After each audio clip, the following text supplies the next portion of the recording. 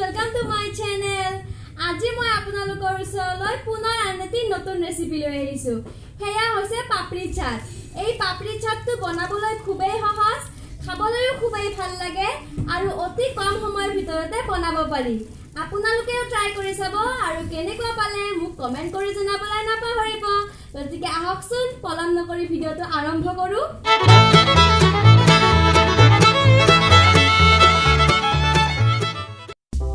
পাপৰি চাট বনাবলৈ মই 100 গ্ৰাম ময়দা লৈছো আৰু ক্ৰিস্পি হ'বৰ বাবে সৰু চামুচেৰে 1 চামুচ সুজি দিব। ডাঙৰ চামুচেৰে 2 চামুচ তেল দিব।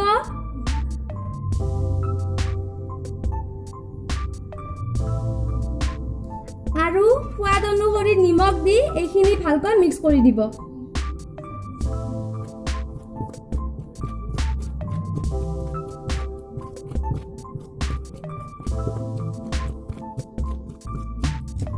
এইখিনি ভালকৈ মিক্স কৰি ললো।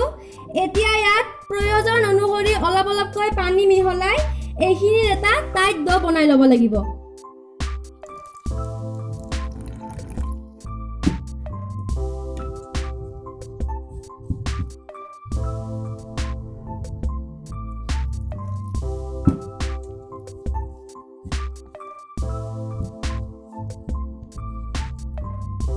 ময়দাখিনি টাইটকৈ মঠি ললে পাপৰিকেইখন খুবেই ক্ৰিস্পি হয়।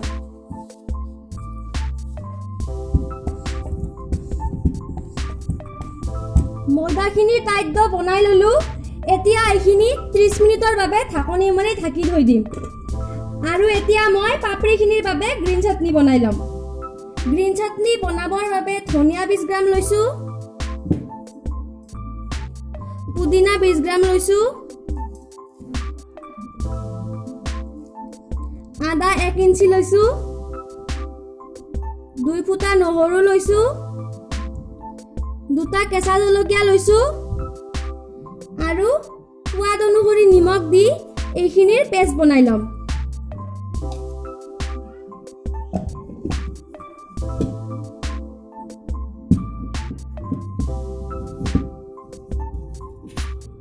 এয়া গ্ৰীণ চাটনিখিনি ৰেডি হৈ গ'ল আৰু এইফালে ডোখিনিও 30 মিনিট হৈ গ'ল। এইখিনি আকৌ এবাৰ 1 মিনিটৰ বাবে ভালকৈ মঠি ল'ম। এইখিনি ভালকৈ মঠি ললো। এতিয়া ডোটো দুভাগ কৰি ল'ম।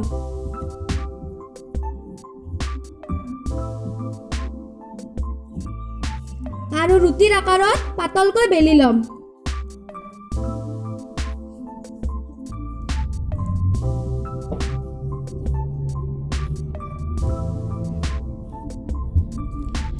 ৰুটিখন যিমানে পাতলকৈ বেলিব পাপৰিকেইখন সিমানে ক্ৰিস্পি হ'ব।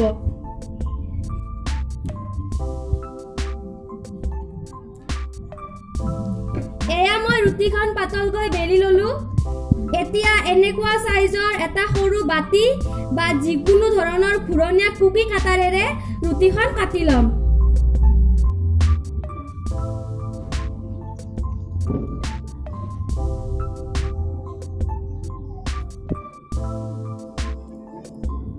আৰু ৰৈ যোৱা ৰুটিখিনি এনেকৈ উঠাই আনিম।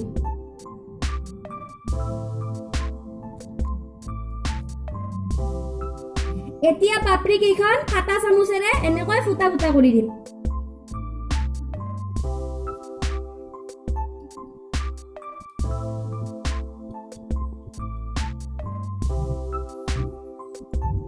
ৰৈ যোৱা ৰুটিখিনি পুনৰ লাডু কৰি আকৌ এনেকৈ বনাই ল'ম।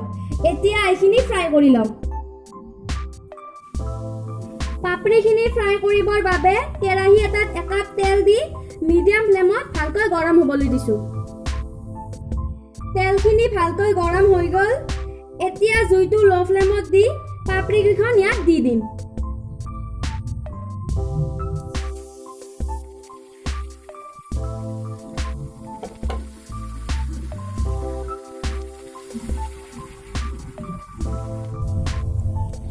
আৰু এনেকৈ ফুলি অহাৰ নিচিনা হলে উলুটাই দিম।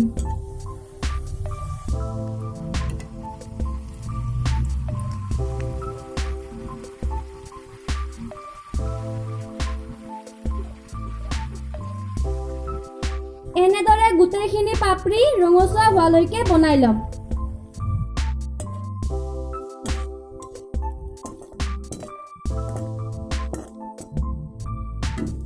পাপৰি কেইখন হৈ গ'ল। এতিয়া বেলেগ এটা পাত্ৰত উলিয়াই ল'ম আৰু এনেকৈ গোটেইখিনি বনাই ল'ম।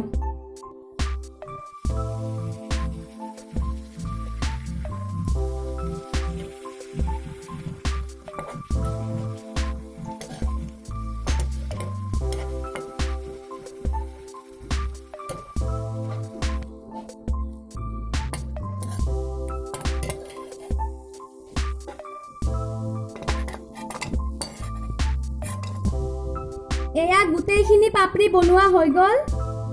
কিমান ধুনীয়া মুৰমুৰীয়া হৈছে, আপোনালোকে নিশ্চয় চাব পাৰিছে কিমান ধুনীয়া ক্ৰিস্পি হৈছে। এতিয়া পাপৰি কেইখন প্লেট এখনত সজাই ল'ম।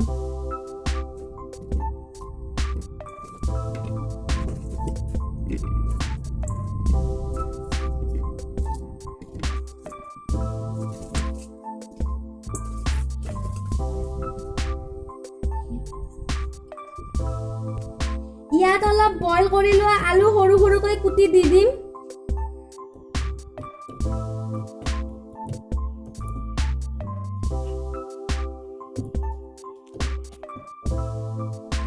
কুটি লোৱা পিঁয়াজ দি দিম।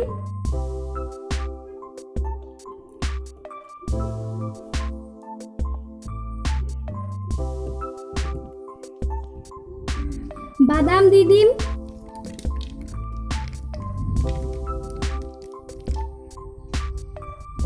আৰু অলপমান দৈ লৈছো। ইয়াত সৰু চামুচেৰে আধা চামুচ নিমখ দি দিম। এচামুচ চেনি দিম।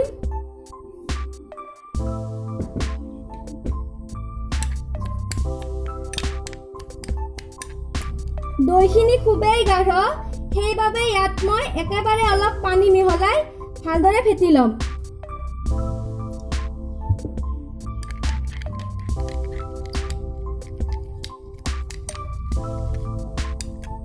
এতিয়া এইখিনি পাপৰিখিনিৰ ওপৰত দি দিম।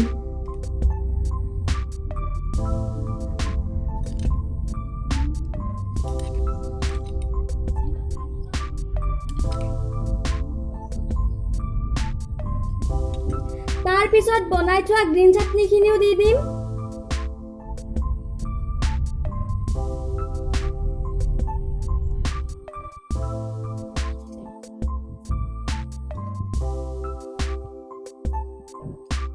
টমেটো সস দি দিম।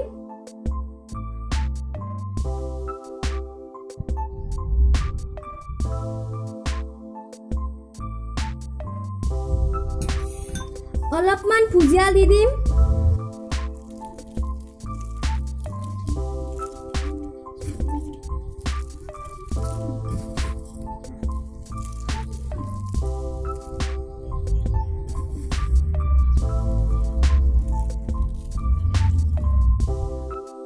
আৰু অলপমান কলা নিমখ ছটিয়াই দিম।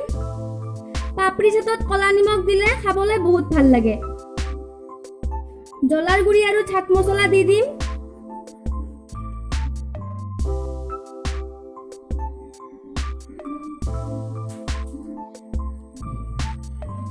আৰু একেবাৰে শেষত কুটি লোৱা পিঁয়াজ আৰু ধনিয়া দি পাপৰি চাটখিনি গাৰ্নিছ কৰি দিম।